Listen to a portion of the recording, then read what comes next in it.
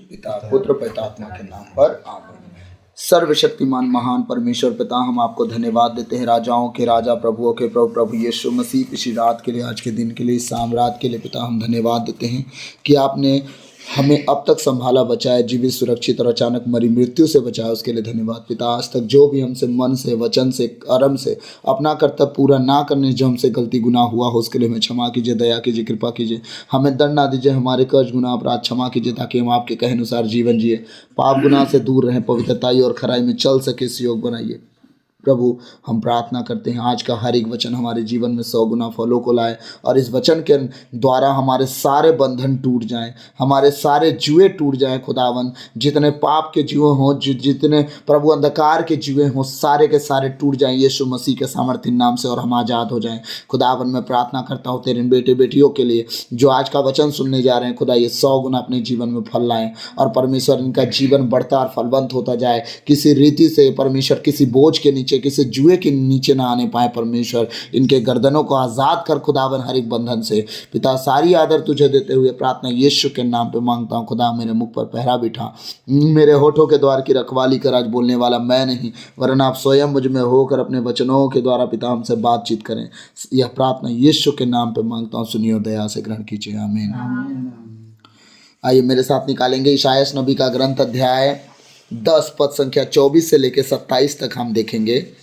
और आज हम थोड़ा सा इस वचन का लास्ट भाग मेरे हिसाब से 2 तरह के बाइबल से देखना पड़ेगा, तब जाके कंफर्म हो पाएगा कि मैं क्या पढ़ रहा हूँ और आप क्या सुन रहे हैं। हालेलुया। पेज नंबर 1102 में मिलेगा पुराना विधान, इशाया नबी का ग्रंथ अध्याय 10 पद संख्या 24 से 27। तो मैं आप लोगों के लिए वचन पढ़ूंगा। इसलिए सर्वशक्तिमान प्रभु ईश्वर यह कहता है, सियोन में निवास करने वाली मेरी प्रजा, ध्यान से सुनेंगे, सियोन में निवास करने वाली मेरी प्रजा, असूर से मत डरो जो तुमको लाठी से मारता है और मिस्र की तरह तुम पर डंडा उठाता है। यहाँ परमेश्वर क्या कहना चाह रहे हैं, ध्यान से सुनिएगा। इसलिए सर्वशक्तिमान प्रभु ईश्वर यह कहता है, क्या कहता है, सियोन में निवास करने वाली मेरी प्रजा। परमेश्वर अपनी प्रजा से बात कर रहा है, अपनी प्रजा से मतलब आज हम सब से बात कर रहा है। वो कहना क्या चाह रहा है, ध्यान से सुनिएगा। असूर से मत डरो। असूरी लोग जाते हैं ना लड़ने, कह रहा है मत डरो। आज आपके लिए असूरी लोग कौन हो सकते हैं, आप अनुमान लगा लीजिए। जो सताते हैं, ठीक है, जो यीशु के नाम लेने वालों को परेशान करके रखे हैं, ठीक है। वो कह रहा है आज मिस्रियों से मत डरो, ठीक है। वो कौन है, मिस्री कौन है आपके लिए, उन सबको आप अनुमान लगा लो, है ना, कि कौन लोग आज सता रहे हैं यीशु मसीह के लोगों को। बस वो असूरी मिस्र बन के रह गए हैं, मिस्री बन के रह। कह रहा है सियोन में निवास करने वाली मेरी प्रजा, असूर से मत डरो जो तुमको लाठी से मारता है। कैसे मारता है वो, लाठी से मारता है। किसको मारता है, इजराइलियों को, ठीक है, वो लाठी से मारता है। ठीक, यहाँ पे प्रभु मजाक भी कर रहा है हम लोगों से, अभी देखिएगा समझ में आएगा। कह रहा है जो तुम्हें लाठी से मारता है उससे मत डरो, और कह रहा है और मिस्र की तरह तुम पर डंडा उठाता है। कौन, यही, हाँ, मिस्र की तरह कौन डंडा उठाता है, मिस्र डंडा उठाता था कि नहीं उठाता था। 400 सालों तक वो बंदी रहे, वो कोड़ों से मारे जाते थे, डंडे से मारे जाते थे। कह रहा है इनसे मत डरो। परमेश्वर मजाक कर रहे हैं आप हम लोग से। इधर हमें लाठी भी पड़ रही है, इधर डंडा भी पड़ रहा है। कह रहा है तू मार खा तो खा, पर डर मत। मतलब मार खा ही लेंगे तो कैसे नहीं डरेंगे यार, हद हो गई। तो प्रभु कैसा प्रभु है यार, पिटवा ले रहा है इधर एक तरफ, कहता है मत डरो। Hallelujah, hallelujah. मतलब यहाँ तो सारा सिस्टम में उलट पलट हो गया। परमेश्वर कह रहा है तू मार खा तो भी मत डर, तू सोटा खा तो भी मत डर, तेरे को गैर जाति पीटे तो भी मत डर। मतलब प्रभु तो मरवा के ही मानेगा। परमेश्वर एक बहुत बड़ा माइंड गेम खेल रहा है, किसके साथ, मिस्र के साथ। किसके साथ, असूर के साथ। किसके साथ, इजराइल के साथ। ये माइंड गेम है जो आपके समझ में, मेरे समझ में नहीं आएगा, लेकिन खुदा के समझ में बड़ी बात याद है। आगे चल के जब आप वचन को पढ़ते जाएंगे, 17, 18, 19, 20 अध्याय पहुंचेंगे, तो वहां परमेश्वर कहता है मिस्र भी परमेश्वर की महिमा करेगा, इजराइल भी परमेश्वर की महिमा करेगा, और इधर के बाकी देश भी परमेश्वर की महिमा करेंगे। कहता है मैं तीनों देश से परमेश्वर की महिमा कराऊंगा। वो परमेश्वर है, किसी से भी कुछ भी करवा सकता है। यहां माइंड गेम क्यों खेल रहा है, आपको बता रहा हूं मैं, ध्यान से सुनिएगा। वो कह रहा है सियोन में निवास करने वाली मेरी प्रजा, असूर से मत डरो जो तुमको लाठी से मारता है। अब मारता है तो भी ना डरो, हाँ मत डरो, ठीक है। वो कह रहा है लाठी से मारेंगे, जान से नहीं मार पाएंगे, उनसे तुम मत डरो। फिर कह रहा है और मिस्र की तरह तुम डंडा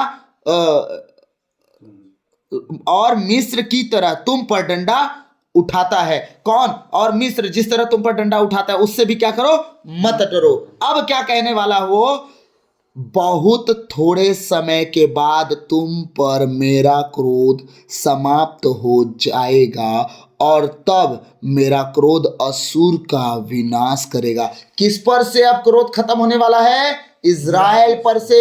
यहां कहानी ये फंस गई है कि परमेश्वर का गुस्सा इज़राइल पे है, उनकी गलतियों के कारण वो सजा भोग रहे हैं। हाँ, उनकी गलतियों के कारण वो सजा भोग रहे हैं, इसलिए परमेश्वर कह रहा है तुम्हें जो मारेंगे मारने दो, क्योंकि तुमने कुछ गलतियां किए हैं, इस कारण मैं उस गलती के कारण तुम्हें मारने दे रहा हूं। समझिएगा ध्यान से, वो मारने दे रहा है तो तुम्हारे गलतियों के कारण वो तुम्हें मारने दे रहा है, इसे मारने नहीं देता। वो कह रहा है कि कुछ ही समय, बहुत थोड़े समय के बाद तुम पर मेरा क्रोध समाप्त हो जाएगा। मतलब अभी तुम्हारे ऊपर मेरा क्रोध है, इसीलिए लोग तुम्हें मार पा रहे हैं, नहीं तो तुम मेरे आंख की पुतली हो। कोई हाथ लगा के दिखा दे, हाँ कोई हाथ लगा के दिखा दे, थोड़ी देर के लिए बस ये सताओ सह लो। क्यों सह लो? क्योंकि अगर कोई जाति गलती ना करे तो क्या हमारा खुदावन किसी को बिना गलती के मार सकता है? क्या इतना धर्मी है वो? क्या बिना किसी के गलती गुनाह के मार सकता है किसी को? इसलिए वो कह रहा है बहुत थोड़े समय बाद तुम पर मेरा क्रोध समाप्त हो जाएगा और तब मेरा क्रोध असूर का विनाश करेगा। वो क्या कहना चाह रहा है? ध्यान से सुनिएगा।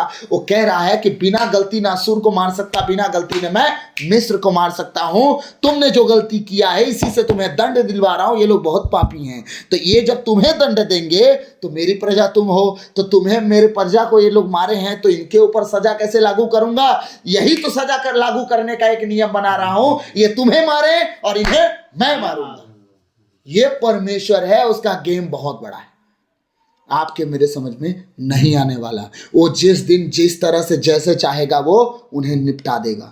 उसके किए हुए कार्य समुद्र के बालू जितने होंगे कण, अनुमान लगा लीजिए, वो गिन नहीं पाएंगे, उससे ज्यादा ही काम वो कर चुका है हम सब के लिए। Hallelujah hallelujah. वो कह रहा है कि जिस तरह मिस्र और क्या था, एक तो असुर तुम्हें पीटने के चक्कर में लगे हुए ना, पीटने दो, उससे तुम मरोगे नहीं, लेकिन हाँ उनके पीटने के कारण उन पर मैं दंड की आज्ञा घोषित कर दूंगा और इनका नामो निशान मिटा दूंगा। तुम तो बचे रहोगे, तुम जीवित रहोगे, डंडा ही खाओगे, सोटे ही खाओगे, पर बचे रहोगे, लेकिन इनका नामो निशान मिटा दूंगा। कैसे नामो निशान मिटाने वाला है पता है? किस तरह नाम निशान मिटाएगा? वो कह रहा है असुर का विनाश करेगा, सर्वशक्तिमान प्रभु उसे कोड़े लगाएगा। किसे? असुर को क्या लगाएगा? कोड़े लगाएगा। किस तरह कोड़े लगाने वाला है? जिस तरह उसने ओरेब की चट्टान के पास मिद्यान मारा था। Hallelujah hallelujah. और किस तरह कोड़े लगाने वाला है और किस तरह उन्हें सोटा डंडा चलाने वाला है? और वह समुद्र पर अपना डंडा उठाएगा। कैसे उठाएगा? जैसा कि उसने मिस्र में किया था। हाँ, किस दिन? उस दिन। किस दिन? जिस दिन परमेश्वर मूसा के द्वारा इजराइलियों को बाहर निकाला था। क्या किया था? समुद्र पर डंडा चलाया था। किस तरह डंडा उठाया था? अपना डंडा उठाया, समुद्र दो भाग हुआ, इजरायली समुद्र के सूखी भूमि से होके पार हो गए, लेकिन पूरे मिस्री उसमें धंस गए और खत्म, उनका कब्र दफन हो गए, वो मिट्टी के अंदर दफना दिया गया। Hallelujah hallelujah. समझ में आ रहा है कि नहीं? समझ में आ रहा है? हमारा परमेश्वर ऐसा परमेश्वर है कि जो आपका विरोध करना चाहते हैं, जो आपके ऊपर आंख गड़ा के बैठे हैं, जो आपको दंड देना और दिलाना चाहते हैं, परमेश्वर कहता है सह लो, थोड़े देर और सह लो, थोड़े समय और सह लो, कुछ समय और सह लो। यही दंड तुम्हारी गलतियों के कारण तुम पर आ रहा है, वरना कोई हाथ लगा के तो दिखाए। हाँ, तुम जो गलती कर चुके हो उसके कारण कुछ दंड तुम पर आ रहे हैं, आने दो, थोड़े डंडा थोड़े सोटे खा लो, लेकिन इसके बाद क्या होने वाला है तुम अंदाजा भी नहीं लगा सकते। वो कहता है मैं नामो निशान मिटा दूंगा। ऐसा खुदा है हमारा, वो हमारे लिए जलन रखता है हमारा परमेश्वर। Hallelujah hallelujah. असुर का बोझ तुम्हारे कंधे से उतरेगा। आमीन आमीन। असुर का बोझ तुम्हारे कंधे से उतरेगा पाप का बोझ हमारे कंधे से उतरेगा, अनर्थ बातें हमारे कंधे से उतरेगा, श्राप की बातें हमारे कंधे से उतरेगा, बोझ की बातें हमारे कंधे से उतरेगा, कर्ज की बातें हमारे कंधे से उतरेगा, हर वो पाप, हर वो अंधकार, हर वो ताकत जो शैतानी है वो हमारे कंधे से उतरेगा और तुम्हारी गर्दन जुए से मुक्त होगी। आमीन आमीन। हमारी गर्दन कैसी होगी? जुए से मुक्त होगी, सारे बंधन टूटेंगे, हर एक कर्ज, हर एक श्राप, हर एक जुआ जो हम पर लादा गया है, हर एक बीमारी, हर एक श्राप, हर एक नशा, हर एक व्यभिचार जो कंधों पे लाद दिया है शैतान ने, असुर ने, मिस्र ने, वो मिस्र के सारे बंधनों से हम आजाद होंगे कि नहीं होंगे? होंगे। इजराइलियों ने सीनै पर्वत के नीचे बछड़ा बनाया कि नहीं बनाया? बनाए। कैसे उन्होंने जाना कि यही पूजा करने योग्य है? क्योंकि मिस्र में सारी चीजें उन्होंने देखा था। मिस्र की गुलामी, मिस्र का श्राप, मिस्र का बंधन, मिस्र का व्यभिचार, मिस्र का पूजा पाठ, जितना कुछ था खुदावन, वो सब कुछ हमारे कंधों से तोड़ना चाहता है।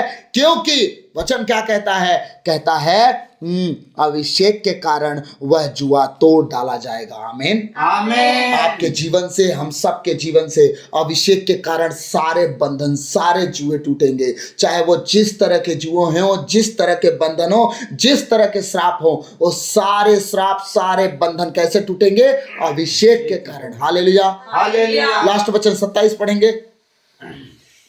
उस समय ऐसा होगा कि उसका बोझ तेरे कंधे पर से और उसका जुआ तेरी गर्दन पर से उठा लिया जाएगा और अभिषेक के कारण वह जुआ तोड़ डाला जाएगा। हालेलुया। इसमें क्या लिखा? और अभिषेक के कारण तेरा वह जुआ तोड़ दिया जाएगा। हमारे जीवन से, हमारे घर से, हमारे परिवार से, हमारे हर एक काम काज से, हमारे कार्य क्षेत्रों में, हमारे कमाई के अंशों में, हमारे खेतों के जरिए जितने कुछ शैतान बीज बोना चाहता है, चाहे हमारा विचार हो, हमारा भविष्य हो, हमारा वर्तमान हो, जहां भी वो उठ कटारे बोना चाहता है, परमेश्वर कहता है वो अभिषेक के कारण तेरे सारे जुए तोड़ दिए जाएंगे। आमीन आमीन। Hallelujah hallelujah. वो कह रहा है, वो तेरे सारे जुए, वो कह रहा है और तुम्हारी गर्दन जुए से मुक्त होगी। जितने तरह के जीवन में जुए आज हमारे बन गए हैं, चाहे वो किसी तरह के जुए क्यों ना हो, वो कह रहा है और तुम्हारी गर्दन जुए से मुक्त होगी। किसी भी तरह का जुआ हमारे जीवन में, शरीर में, प्राण में, आत्मा में, घर में, परिवार में, किसी भी तरह का जुआ क्यों ना हो, परमेश्वर कहता है थोड़ी सी सह लो, मैं सारे जुए को तोड़ दूंगा तुम्हारे गर्दन पर से। हालेलुया। ये कैसे होगा? ये अभिषेक के कारण होगा। ये कैसे होगा? परमेश्वर के अनुग्रह के कारण होगा। ये कैसे होगा? उसके अभिषेक के उतरने से सारे जुआ टूटते हैं। आपके शब्दों से जुए नहीं टूटते, उसके अभिषेक के कारण जुए टूटते हैं। तो कितने लोग हैं जो अभिषेक में चलना चाहते हैं? कितने लोग हैं जो अपने खुदावन के अनुसार, उसके कहे अनुसार जीना चाहते हैं? वो सब अपनी अपनी तैयारी तैयार कर लें और परमेश्वर के अभिषेक के कारण अपने जीवन के सारे जुओं को तोड़ दे। चाहे किसी तरह का जुआ हो, चाहे बीमारी का हो, श्राप का हो, बंधन का हो, कर्जों का हो, पाप का हो, व्यभिचार का हो, नशे का हो, चाहे महारोग का हो, चाहे किसी तरह फाइनेंशियल हो, चाहे वो किसी तरह का गरीबी हो, किसी तरह का लालच हो, श्राप हो, सब ये बंधन है। और अभिषेक जिस दिन आएगा सारे बंधन टूटेंगे। आमीन। तो प्रभु इन वचनों के द्वारा हम सबको बहुतायत से आशीष दे। आमीन आमीन। God bless you all. प्रभु की विनती, हे पिता हमारे, तू जो स्वर्ग में है, तेरा नाम पवित्र किया जावे, तेरा राज्य आवे, तेरी इच्छा जैसे स्वर्ग में है वैसे इस पृथ्वी पर भी पूरी होवे। हमारा प्रतिदिन का आहार आज हमें दे और हमारे अपराध हमें क्षमा कर, जैसे हम भी अपने अपराधियों को क्षमा करते हैं, और हमें परीक्षा में न डाल दे परंतु बुराई से बचा। आमीन। उसका चिन्ह पिता, पुत्र, पवित्र आत्मा के नाम पर। आमीन। सबों को जय यीशु।